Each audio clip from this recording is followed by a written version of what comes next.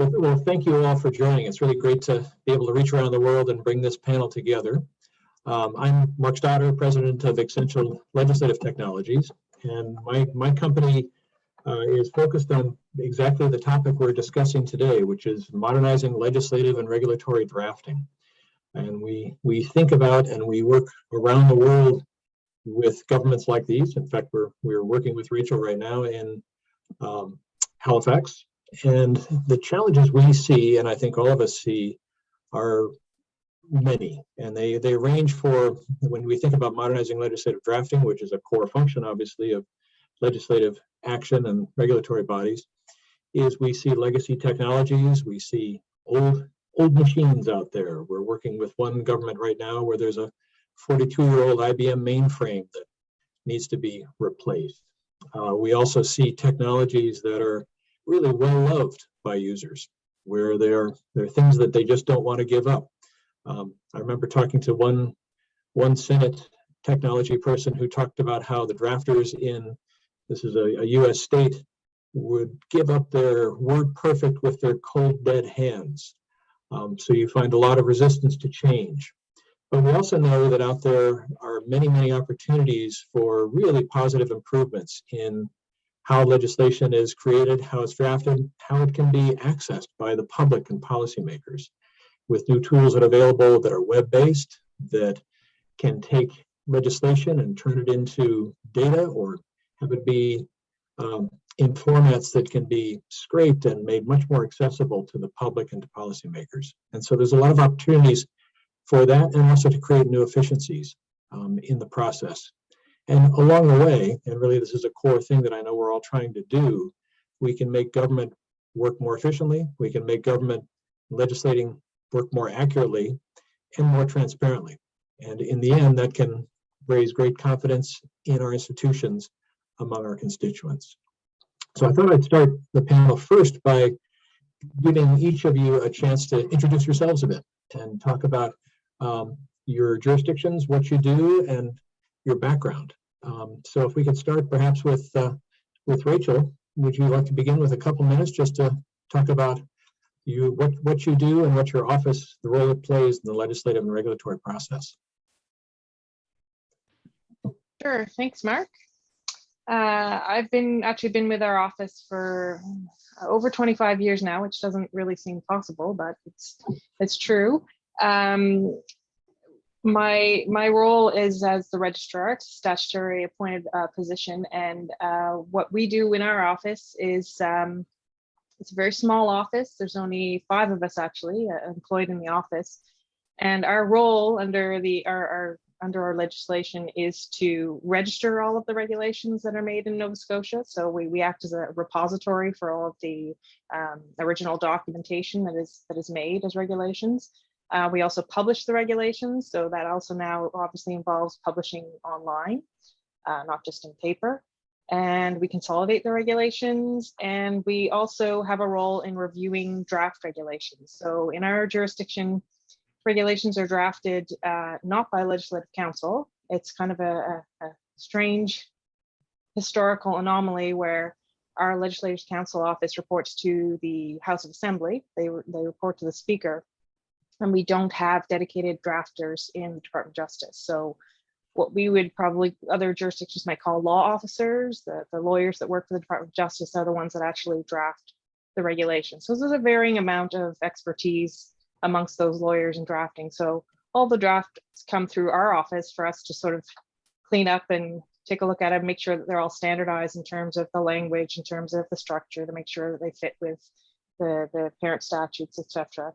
And we probably register between 200 and 400 regulations annually. So it's a small office, but we have quite a bit to do. And as I'm sure as most other jurisdictions are experiencing, a lot more seems to be passed as secondary legislation these days than primary legislation.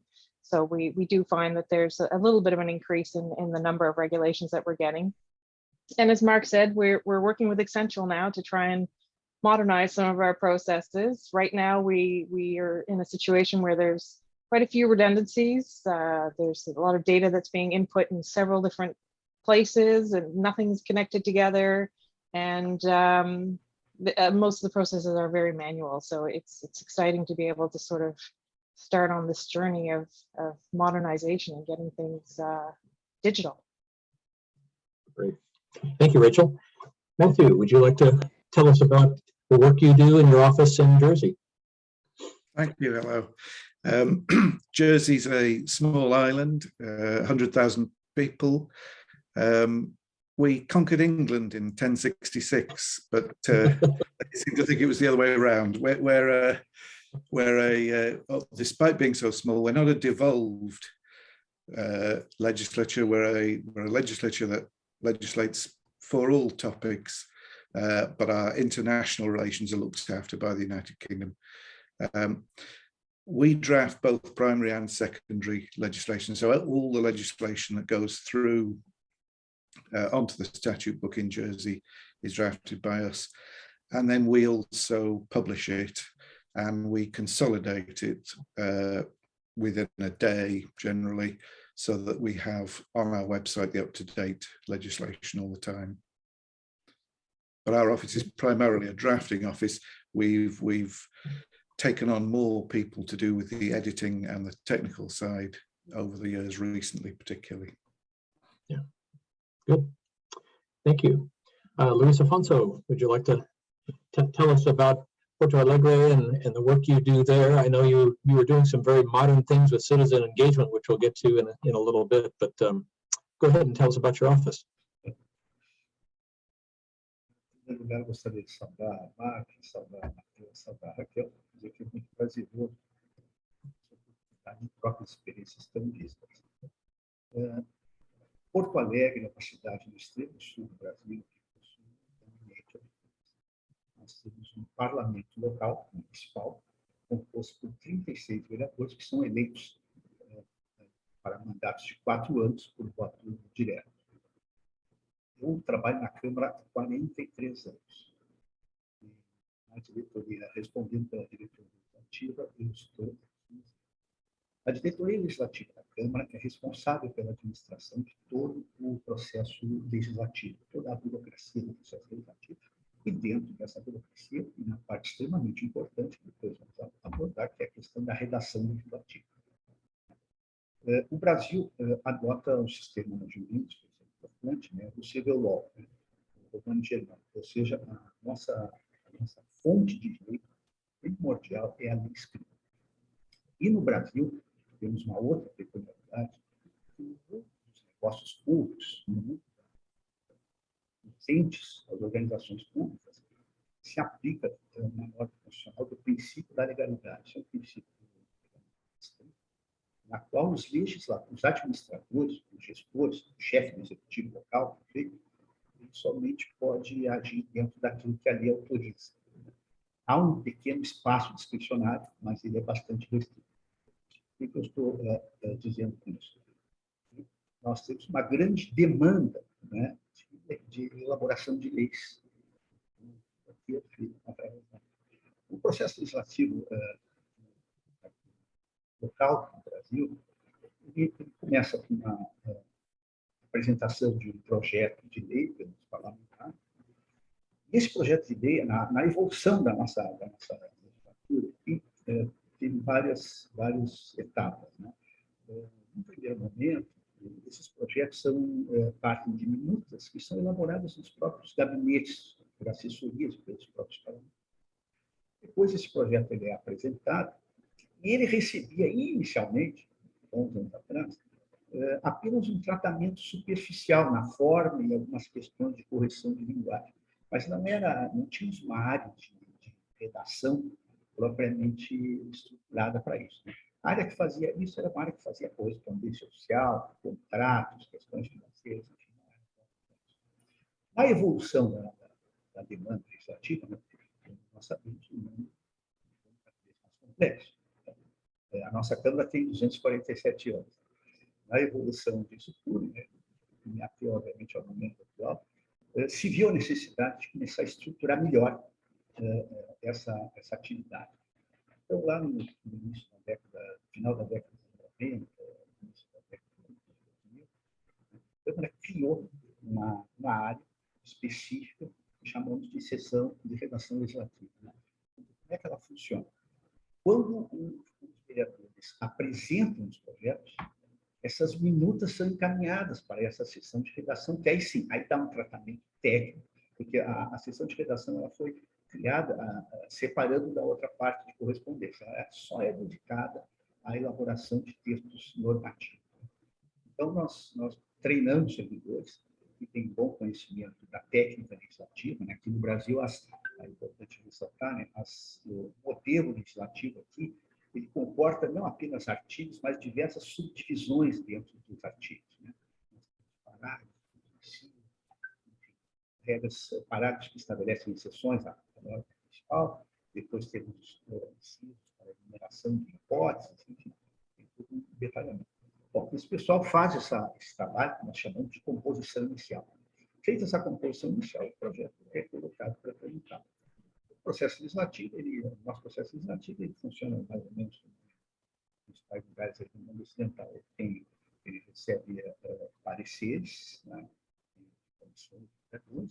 e depois temos um debate no plenário e é feita a votação do projeto. Durante esse procedimento, todo pode ser aprovado. Very good. Thank you, Luiz. A quick note from the. Oh, go ahead. Sorry. Okay.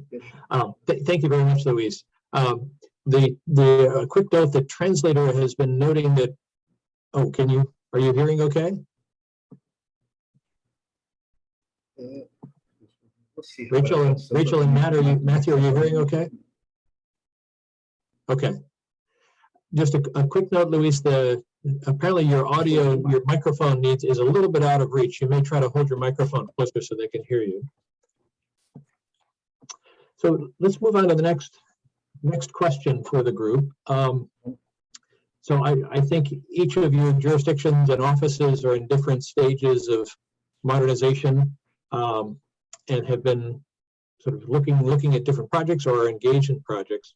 And so I thought it'd be good to talk about if you have a project moving forward or if you're looking toward modernizing, it would be great to hear kind of what was the problem you were trying to solve, or if there's a specific goal that you've had in your modernization project, whether it's to replace technology or to enhance the experience for drafters, bring automation and things like that. If you could, each of you talk a little bit about either projects that you have underway and the reason for them, what drove them, what the pain points were, or if there are projects that you'd like to get going and what would drive that kind of modernization. Why don't we mix it up a little bit? Matthew, would you like to go first? Okay. The main project that we've been involved in recently has been to improve our website, but also to update legislation about what is the official version of any of our legislation. So we've been consolidating unofficially for a couple of years, and now it's official, and we've made sure that the website takes the reader straight to the consolidated version first. It's been a long process because when we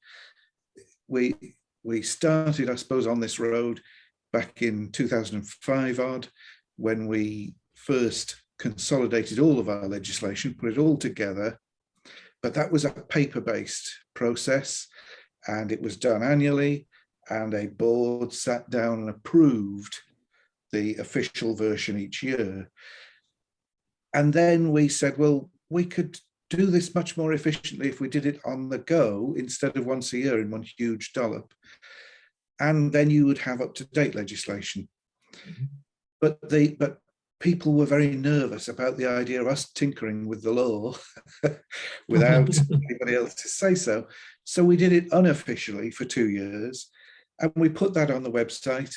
And in fact, yes, everyone came round to using the unofficial versions in the end. And by the time we came to say, let's make this official, let's make this the main landing page, let's remove all the health warnings about it, everybody was thoroughly behind it. But it did take that sort of getting used to. And there are still there are still law firms who want a PDF. They don't want an HTML version, no matter how much you say to them. But you're going to refer to Article 3, Paragraph 4, Subparagraph B. You're not going to refer to a line number on a page. It doesn't. There's no need to worry about a PDF. This HTML version, however you print it out, is official. And it's that gradually getting the people who use the system, the lawyers, and also members of the assembly have just become so much more used to the idea that documents are electronic documents these days, less wedded to paper, I suppose.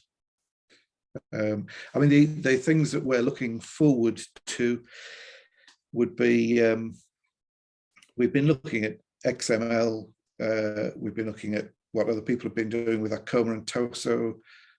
We've been looking at the idea that there is a lot of data in our legislation that isn't accessible and should be.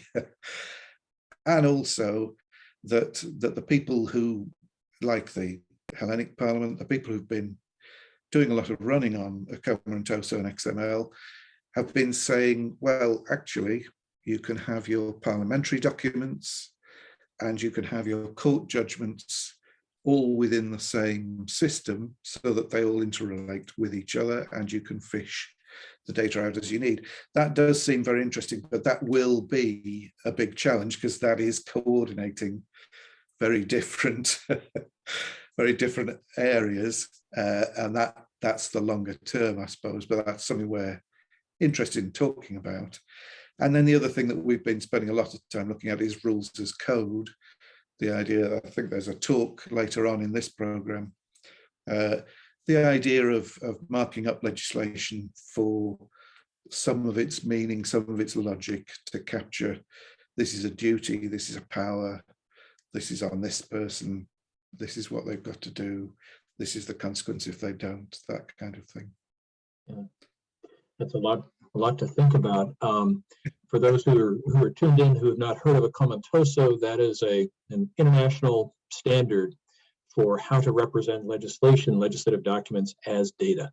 And it uses an XML schema and so forth, is what Matthew's talking about. And many governments around the world are adopting that or implementing technology that can allow for either drafting or outputting data in the Acoma and Toso structure that allows all kinds of benefits of linking, referencing, and more, and also opens the door to rules as code opportunities, which we can get to, and there will be a panel specifically on that later, which is fascinating. Rachel, would you like to talk a bit about the journey that got you started down a modernization path and specific kind of pain points or things that pushed your office to move forward with projects? Sure, thank you.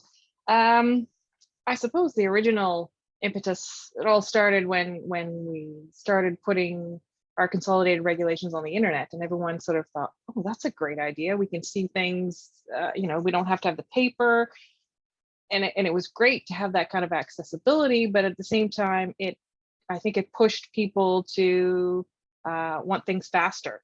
Want things, that service delivery was, okay, you can do this. Can't you do this faster? We want things faster. We want more information. You can do this. Why can't you put more things on the internet? So I think that was what kind of started the realization that we probably needed to move away from a paper-based system. And then we came across the challenge of our government standard switched from WordPerfect, the Corel product, to Microsoft Word. And so we had thousands of legacy documents in WordPerfect, which we were using for our consolidated regulations. And we were tasked with migrating those somehow to a new format. And we thought it didn't really make sense to migrate everything to Word, which would give us exactly the same or probably less control over the documents than WordPerfect did. So at that point, we started thinking maybe we should be looking at something other than a word processing based system. So we decided to look at XML, and it took us a while, but eventually we came around to Mark's product, the Xcential LegisPro product, and we've been working with that for a little bit, just testing the waters, getting used to the idea. It's challenging, but it's also very, very exciting. And at the same time, we also realize that we have a lot of other legacy databases, information in different areas that aren't connected right now. So the idea would be for the future would be to connect all of that data together so that, as Matt said, everybody has access to so much more of the information that's behind a consolidated regulation than just the document. Yes, the beast needs to be fed in some ways in terms of modernizing and digital.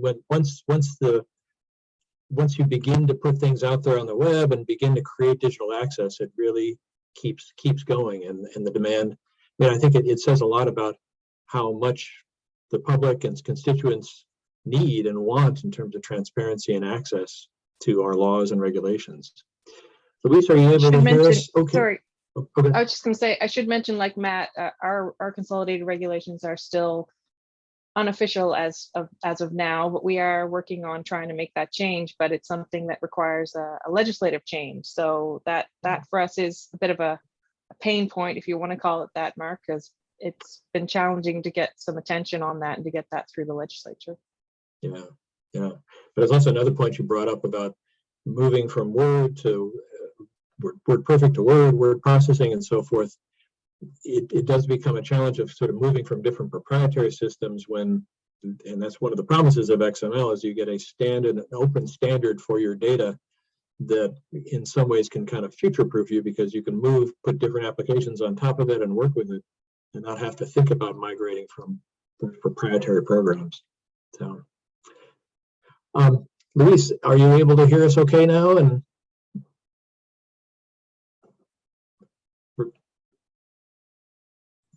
Vamos ver, você está me ouvindo agora? Consegue me ouvir? Yes. Good. Eu tirei o microfone, ficou melhor sem o microfone. Bem, nossas preocupações aqui de modernização são semelhantes às do Matteo e da Raquel.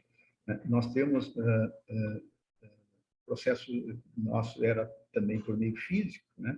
Através de processos com folhas de papel, enfim, e tal. Mas nós conseguimos evoluir no primeiro momento para publicar todas essas peças num site, né, no site da Câmara. Então, nós temos publicado no site da Câmara, desde o projeto original, emendas, pareceres, redação final e a lei final. Mas a pandemia nos trouxe um desafio aí bem complicador, né? Porque, na verdade, nós aqui, né, no Brasil, nós tratamos disso de uma maneira que nos trouxe alguns problemas, né? E de um dia para o outro a nossa Câmara estava fechada, não podia entrar ninguém aqui, porque foi decretada aqui pelo prefeito de Porto Alegre, né, que teve uma postura bem ativa na questão, o isolamento total. E a Câmara tinha que continuar funcionando, né, porque havia medidas legislativas, o prefeito não pode agir sem ter leis novas para adotar instrumentos de combate à proliferação aí da pandemia. E aí nós tivemos que fazer uma migração para um sistema de processo legislativo eletrônico. E esse software, ele não existe, ele não existia. Nós acabamos aproveitando um outro software que já existia para processos administrativos, né, mas que não era amigável para a tramitação do processo legislativo, que o processo administrativo ele vai sequencialmente, e praticamente tem um ator que atua no processo de cada vez. No processo legislativo, vários atores atuam ao mesmo tempo. Nós tivemos uma grande dificuldade nisso, mas conseguimos, de uma certa forma, ter um processo legislativo dentro de uma perspectiva de um software que tramita. Estamos conseguindo fazer. A redação ficou muito complicada, porque esses documentos eles têm que ser colocados dentro do sistema, né, para poder serem trabalhados. Como o sistema não é amigável, embora o nosso pessoal, como eu disse antes, tenha uma expertise técnica bastante grande, mas o manejo desse sistema aí nos causa algumas diversas dificuldades. Então, resumindo, né, a nossa questão de modernização hoje, ela é essencial, estamos buscando alternativas para que possamos ter ferramentas, porque, na verdade, é uma coisa interessante, Aqui também tivemos problemas de resistência com essas coisas, viu? O pessoal aqui também resiste bastante. Só que mudar as coisas, elas não são muito fáceis, né? Você tem que convencer os legisladores também. O problema é mais ou menos como você relatou aí, Raquel. O convencimento aí, né? Mas nós conseguimos, talvez, infelizmente, empurrados pela pandemia, mas conseguimos dar esse passo. Mas hoje nós precisamos muito, né? E a nossa foco porque tem um detalhe, apesar dessa resistência, não vemos mais a perspectiva do processo legislativo retornar a papel impresso. Não temos mais, porque mesmo com o software não sendo assim muito amigável para essa finalidade, ele nos trouxe bastante celeridade e facilitou muito o acesso, né? O software você pode acessar o processo, quem está trabalhando no processo pode acessar de outro local, da sua residência, enfim, do escritório e tal. Então, finalizando essa observação, eu diria que a nossa perspectiva no momento é encontrar ferramentas que não só auxiliem na questão do processo em si, mas especialmente na conformação da redação. Sistemas que possam automatizar partes do trabalho de redação. Então, é nesse ponto que nós estamos aqui em Porto Alegre.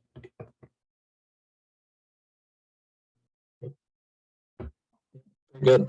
Well, you led into exactly the next subject I wanted to cover, which was managing change and working with people in your office and in your institution who can sometimes have a lot of difficulty with change, and often we have seen gaps between the priorities of different parts of the office, where the technical side may say, oh, we need to upgrade this right away, there's a security problem, or there's this issue or that issue.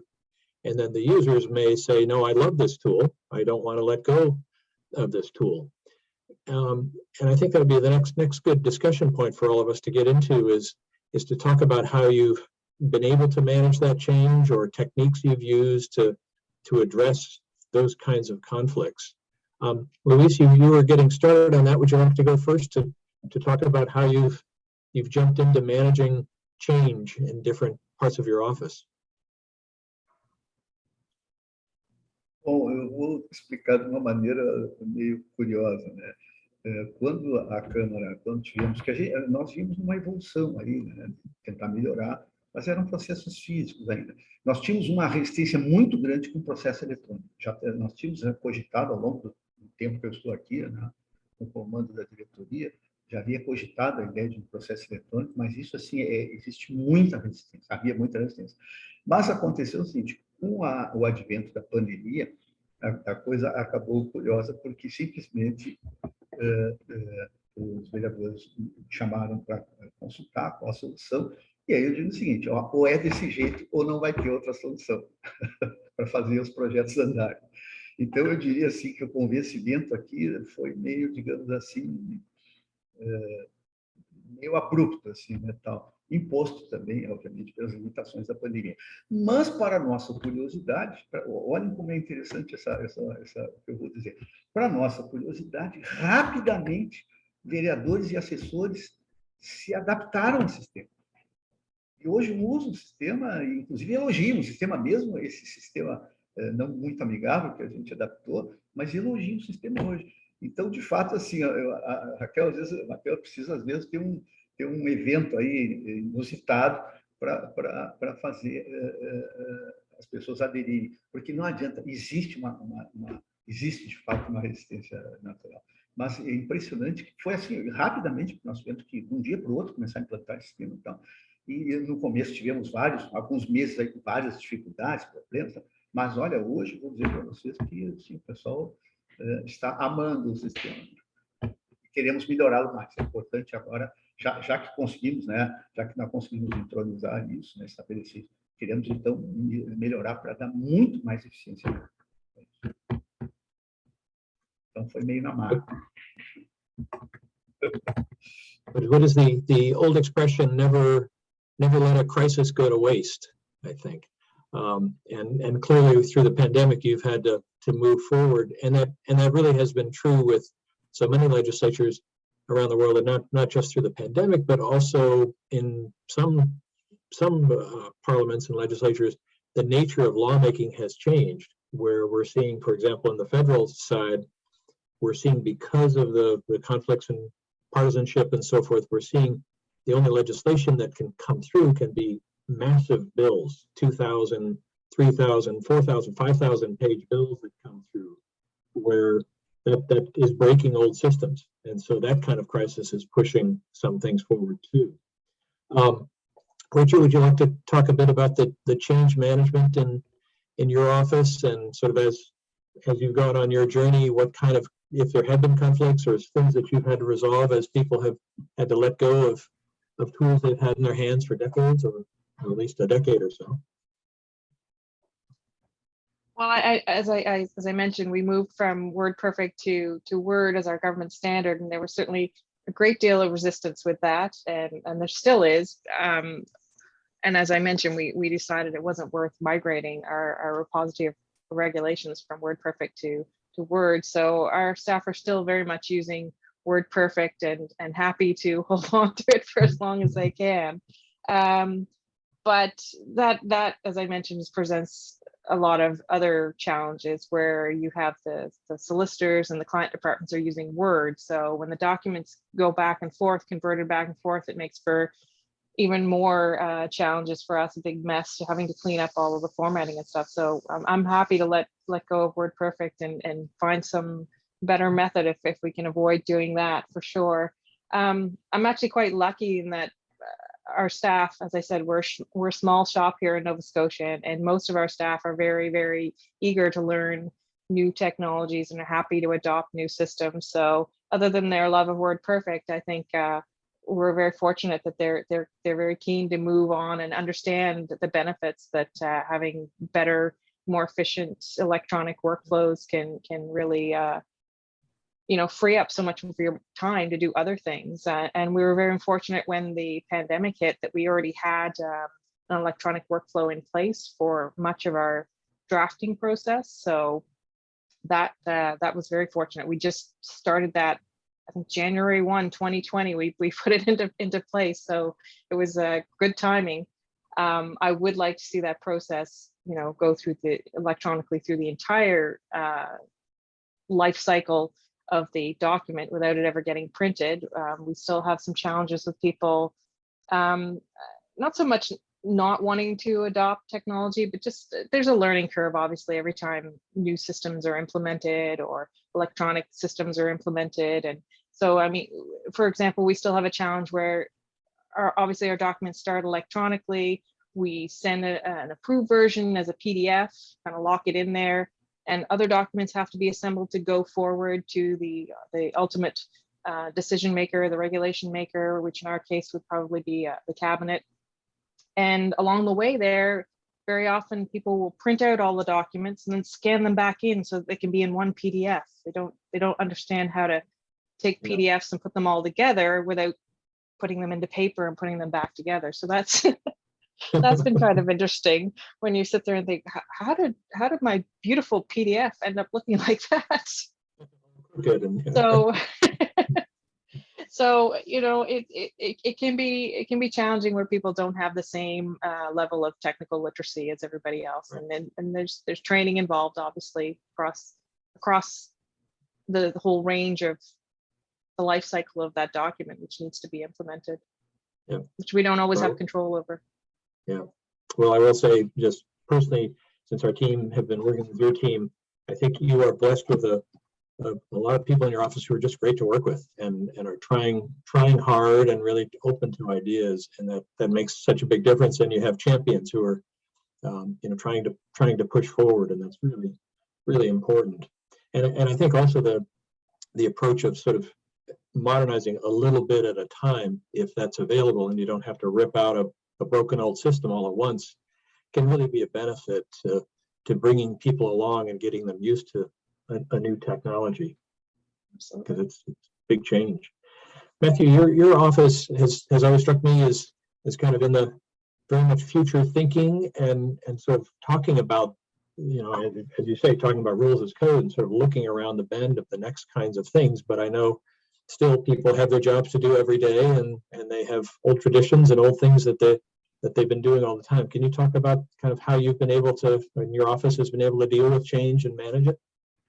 Yeah, yeah. I mean, very similar to what Rach was just saying. We were lucky that just before the pandemic, we moved to an electronic filing system, so that actually we were okay. It's not the best filing system. We're going to replace it with a new one, but it essentially saved us. If we'd had to have paper files during lockdown, everything would have ground to a halt. So we were lucky there. That was something we wanted to do anyway, because so much was going on by email and people couldn't read each other's emails. So we needed to do something. I mean, I think a lot of it is whether you can demonstrate something to somebody. If you can show somebody that a new system is easier to use and gives them more capabilities, then usually if they can see it, if they can try it for themselves, then they'll accept it. And that often depends whether you've got control over the thing. If it's got to be agreed between 3 different agencies, then it's always going to be difficult. I just put a twist on all this. We were recently seen as holding people back because we had some legislation about digital signatures. And we said, that's wonderful. Yes, we'll draft that for you. But when it comes to our secondary legislation, that's made by an individual minister. It's not made by the Assembly. By an individual minister behind closed doors where no one can see. And we have trouble occasionally with ministers saying, oh, I changed my mind afterwards. Can I just tear it up? No, minister, you can't. It's the law now. We can write you another order that repeals that one. Yes, no problem at all. But you cannot tear that paper one up. And so we were very nervous about moving to digital signatures for these orders, partly because we thought, well, that will open the door to civil servants signing on behalf of ministers. And we can't have civil servants making the law in our system. But fair enough, they do in some other systems. But we weren't saying, oh, no, you must stick to paper. Paper is best. We were saying, let's not just go into random electronic signature, just copying a JPEG of the person's signature and planting it into the document. Let's not have that. What about things like DocuSign? What about these systems, these signature systems, which give such control? So we would be able to have a window. You can only sign this order between this time today and that time tomorrow, because we've said it comes into force at 4 o'clock tomorrow. Well, we can't have you sign it the day after tomorrow, coming into force tomorrow. So here's your window to sign this. And with those automated systems, obviously, when they sign it, you know straight away, because our other problem is they don't send back the signed copy, so we don't know that they've done it. Yeah. But so that hasn't happened yet, because that will involve other people. But there is the contracting sections of the Treasury are interested in using a DocuSign type system. So we're sort of allying with other people who want a good signature system, digital signature system, against people who wanted a random, any old digital system, any old digital will do. So yeah, I suppose we have to be talked around sometimes, but yeah. But it does point to how as you move forward, it really demands a change in workflows. It demands a change in sort of shifting traditions, and yeah, in that way. Interesting. I know we've got just not too much time left. I thought maybe you could think about doing a little dreaming here about where you'd really like to be sometime in the future. Where you hope a couple of years from now, perhaps if the well, when the pandemic has subsided a bit and we can start to get a little bit towards some normal and some new normal, I know it'll be a bit of both. Do you think about projects or how you think your drafting offices could be run and the kinds of things you could be doing sometime in the not too distant future, not 10 years, but maybe just a couple, 3 years from now? Luiz, would you like to think about the future and where you would like your office to be with its technology and its processes, and what would be different? Esse é desafio que realmente está no nosso cotidiano, né? Nós temos uma questão interessante aqui, porque como nós somos um parlamento local, né, a par de utilização de ferramentas digitais, nós temos que também ter o debate direto das ideias, né? E isso se dá nos plenários, né? Os vereadores desejam estar próximos falando, né? Nós estamos, desde o início da pandemia, adotando um sistema híbrido, né? Depois que terminou o lockdown, já podia ter algumas atividades presenciais, nós usamos um sistema em que as sessões se realizam para vereadores que estão em condições confortáveis para ir ao plenário, presencialmente, e usamos também uma plataforma, né, de videoconferência.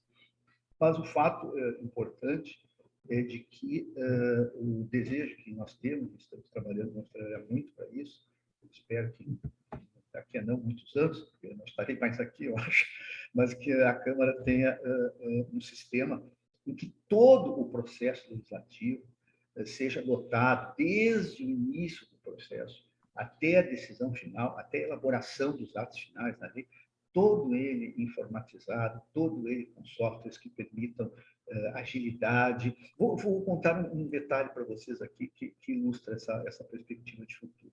Quando adotamos essa plataforma, que adaptamos para o processo legislativo, nós vimos o seguinte: teve um subproduto aí que aumentou o nosso trabalho. A quantidade de proposições legislativas apresentadas cresceu bastante, ou seja, ficou mais fácil o acesso. Matheus deu um trabalho que eu vou me contar. Só para vocês terem uma ideia, em 2021 foi um ano de início de legislatura. Habitualmente, nos inícios das legislaturas, há uma quantidade maior de projetos. Em agosto desse ano, eu estava com 700, só para você ter uma ideia, por uma média de 250, 270 nas inícios de outras legislaturas. Então, o processo eletrônico... Bom, o que realça isso? É que nós precisamos, então, dada que ele facilita, né, a iniciativa, nós precisamos ter ferramentas robustas para tramitar isso com segurança e bastante efetividade. É nesse ponto que nós estamos trabalhando agora, e é o que desejamos. That's an unexpected, unintended consequence of modernization, that suddenly the volume would go up. It's fascinating. Yeah. Wow. Rachel, how about you? When you think about 2-3 years down the road and the kinds of different ways that you could be working in your office and also working with your solicitors and then sort of spreading out from there, what thoughts pop into your mind and how technology could help? I think one of the key things. Uma questão que para nós aqui é muito importante, que é a questão da abertura de canais digitais para a população, né? Como nós somos uma casa legislativa, há muitas demandas que são trazidas pela população. A ideia dos legisladores municipais é exatamente procurar traduzir em normas as demandas da comunidade. Nós ainda temos um pouco de déficit nessa questão da interação. Nós temos sites onde todas as proposições estão publicadas, pareceres, mas ainda temos um déficit nessa relação com a comunidade, né? E essa relação hoje ela se dá do ponto de vista presencial, né? As pessoas acorrem à Câmara, mas creio que nessa evolução digital nós também teremos que ter a abertura de canais para que a população possa interagir de forma mais amigável do ponto de vista com a Câmara, com os legisladores, de forma mais amigável. Hoje nós temos alguns portais aí, a ouvidoria, através de e-mails, enfim, tal, mas ainda não são sistemas que são desconectados entre si, ainda são sistemas muito deficientes. Mas eu acho que, a parte dessa modernização do próprio processo legislativo, nosso grande desafio vai ser abrir canais digitais de acesso para que a população possa interagir mais conosco. Acho que essa é a outra perspectiva. Yeah. That's very good. Thank you very much. So, Rachel, when you think about the future, what comes to your mind and where you could be in 2 or 3 years or 5 years? But it's interesting. I actually just wanted to comment on what Luiz said, because I know here with the pandemic, they opened up a lot of committee hearings to groups virtually so that they could comment on bills and legislation that was going before the House. And then once the lockdown was over, they went back to in-person only. And a lot of people complained because they had better access when we were locked down than when they were required to come in person, particularly people who lived in more rural communities or people who had transportation issues or disability issues. They found the virtual connection to be much more accessible than having to be in person. As for myself, what I would really love to see is, right now our publication cycle is probably about 4 to 5 weeks. So from the point when a document, usually a paper document, is filed with us or is registered with us as a regulation, and it takes, I lost my earbud. By the time it goes through the publication, it has to get published in the Royal Gazette, and then it's consolidated and it's put online. That can take anywhere between 4 to 5 weeks. So that whole process, I would love to see that shortened. So with the product that we're working with Mark, it has that automated consolidation feature, so that it's just a matter of pressing a button and consolidating. It doesn't take your editors, 2 weeks to work on those consolidations and get those cutting and pasting into documents to get those all ready. One of the things that we do have to work on to get that to happen is to get our Royal Gazette to be digital. And I know we talked about the whole tradition thing, Mark, and so that was a little bit of a debate went on about our Royal Gazette. Do we want to just get rid of the Royal Gazette and just have a register online, or, if we're going just fully digital? And so it became a point where we thought, well, we need to respect the tradition of the Royal Gazette, because our Royal Gazette actually has its history back to the first newspaper published in North America over 250 years ago. So we thought, wait, we don't want to just wipe that out and say, oh, let's get rid of the Royal Gazette and we'll just put things online. So we want to structure it in a way that, okay, yes, we still have a Royal Gazette. It's going to look completely different. It's not going to be a paper-based product. It'll probably be more of a database online posting thing, but that could happen within hours of getting a document posted online. It's already published.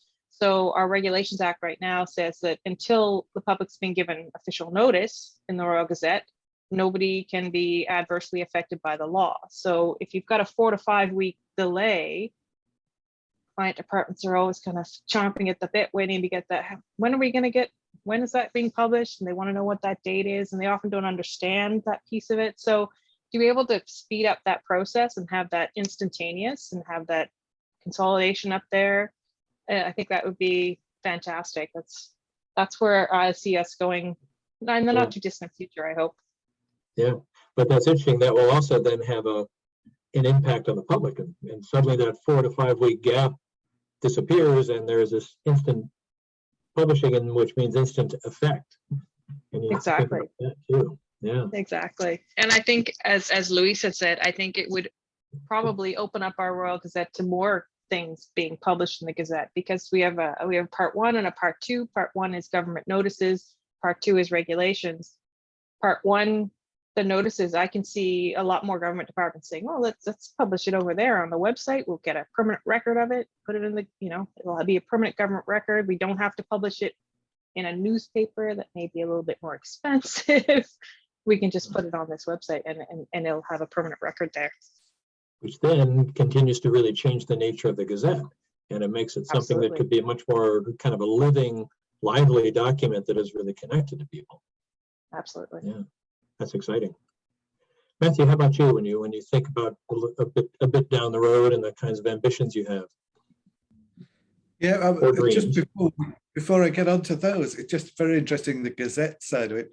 We had a lot of complaints, a big complaint, a whole journal article written when a good few years back, when we ditched declaiming new laws in the Royal Square on a market day, and things went to the Gazette instead. The Gazette, then the rest of government moved the Gazette online to save money, not having to print it in the newspaper. And then we fairly quietly, just recently, said, actually, we don't need to gazette legislation anymore. We've got a legislation website. It's got a feed. If you want to know what's there, read the feed. Let's not be producing separate output doing the same thing. So that's struck me as very interesting. As far as the future goes, I think in the nearer future, I think a lot of it, some of it's about standardization, making things easier to find, making things easier to see the similarities and the differences. A lot of it, I think, is about metadata. It's about getting our systems to provide metadata in a way that is useful for people. So we've been asked by particular committees, I want to know all the orders made by a particular minister. Well, you can search that minister as text, the name of that minister's post. But we should be able to, where we are clocking when we're drafting something, which minister is going to sign it, it surely can't be beyond us to be able to provide that kind of metadata. So that's where I see it in the shorter term. I think in the longer term, rules as code is what we'd be interested in, which may well itself be metadata, that we publish something that says not only is this made by this minister and came to force on this date, and this is Article 3, paragraph 2, but this is imposing a duty on this person that is using a definition that's up there, and the consequences down here. So we'd see that as a sort of evolution. Yep. We certainly are involved in all kinds of conversations like that with jurisdictions that are thinking about that coming soon and the impact it could have on business and others who are trying to comply with regulation, all of that side of things. It's not too far in the future. But one of the things I do love, and I know we have to wrap up here, but I love about legislative technology compared to other technologies, thinking about proclamations in the market square and the Gazette, and how we have to think about those things. It seems so often with technological advancement, it's about, let's get a new one of these and just chuck that one and get the next one. In legislative technology, we always have to think backwards, and we always have to think about how the traditions can be carried on, because not just because they're traditions that we may adore, but because it's the connection to people and the connection to generations that have come before. And you can't just suddenly step away, because that will really shake the confidence in government and shake confidence in our institutions unless we remember where we have been and always make them a part of the future. So I think with that, we probably should move on to the next session. I thank you all so very much for taking time this morning, this afternoon to be a part of this session. I think it was really helpful to drill into the challenges of modernizing legislative drafting, and I hope the three of you have made some connections here and can keep in touch among you too as you go through your different journeys going forward.